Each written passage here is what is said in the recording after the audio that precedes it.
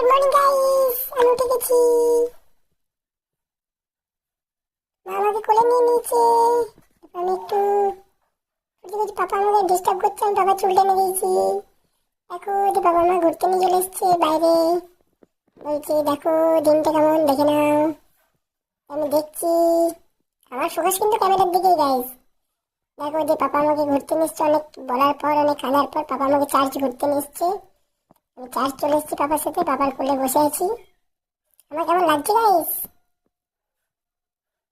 এই দেখো পাপা আমাকে এবার ভিতরে নিয়ে যাচ্ছে। পাপা একটু হাইরান হয়ে গেছে বলে বসে গেছে পাপা টেবিলে চেয়ারে। এরপরে চাইছে ভিতরে আছি আমি।